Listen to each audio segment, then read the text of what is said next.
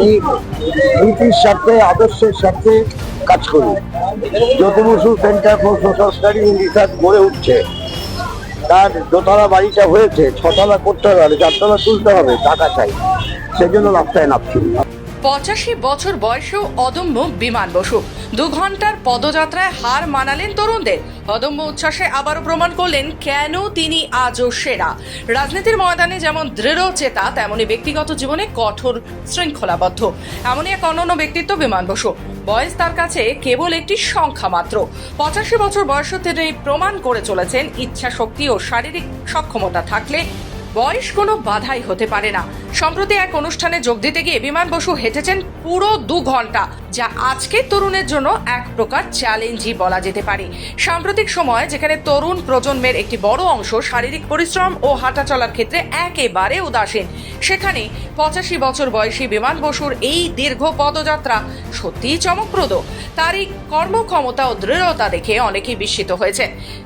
হাঁটার প্রতি তার এই নিষ্ঠা শুধু দৈহিক সুস্থতার প্রতীকী নয়, বরং তার আত্মনিবেদন ও কর্মশক্তিরও বহিঃপ্রকাশ।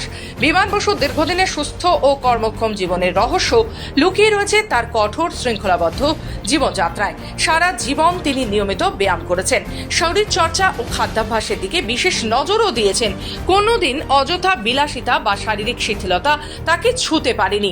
আজ তার সুস্থতা ও অক্লান্ত কর্মদক্ষতা তারই ফল। শুধু শারীরিক সক্ষমতা নয়, তার রাজনৈতিক জীবনও অনন্য। দীর্ঘদিন ধরে বামপন্থী রাজনীতির এক গুরুত্বপূর্ণ স্তম্ভ হয়ে দাঁড়িয়েছেন তিনি। পরিশ্রম, অধ্যাবসায় ও দলীয় আদর্শের প্রতি অনুগত থেকে তিনি আজও সমানভাবে সক্রিয়। বয়সের ভারে ক্লান্ত না হয়ে এখনও সমাজের পরিবর্তনের স্বপ্ন নিয়ে পথ হাঁটছেন তিনি। বিমান বসুর এই পদযাত্রা বর্তমান প্রজন্মের জন্য এক বড় শিক্ষা। আধুনিক জীবনের নানান সুযোগ সুবিধার মধ্যে আমরা হাঁটা ও পরিশ্রম থেকে ক্রমশ দূরে সরে যাচ্ছি। অথচ সুস্থ থাকতে হলে এবং দীর্ঘ কর্মক্ষম জীবন পেতে হলে শৃঙ্খলাবদ্ধ জীবনযাত্রার কোনো বিকল্প নেই।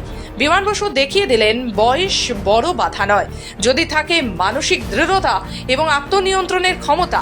85 বছর বয়সেও তিনি যে প্রাণ শক্তি দেখিয়েছেন তা আজকে তরুণদের জন্য এক সতর্ক বার্তা ও অনুপ্রেরণা। সত্যি এই বয়সে তার 2 ঘন্টার হাঁটা অনেক তরুণকেই হার মানাবে। পরিশ্রম তো পরিশ্রম মনে করলে পরিশ্রম, পরিশ্রম মনে না করলে পরিশ্রম না।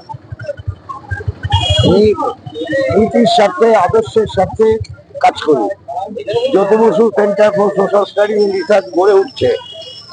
তার দোতলা বাড়িটা হয়েছে, ছতলা করতে হবে, চারতলা তুলতে হবে, টাকা চাই, সেজন্য রাস্তায় নামছি। এখন শরীর কেমন রয়েছে? শরীর ভালো আছে। এটা কোন জায়গায় হবে? হ্যাঁ, এটা হবে না, হচ্ছে। দোতলা বাড়ি উদ্বোধন হয়ে গেছে, লাইব্রেরি উদ্বোধন হয়েছে, রিসার্চের কাজ শুরু হয়েছে, সমাজ চর্চার কাজ শুরু হয়েছে। ফলে হবে নয়, হচ্ছে। সেটা সোনামুখীতে সংগ্রহ করার উদ্দেশ্য।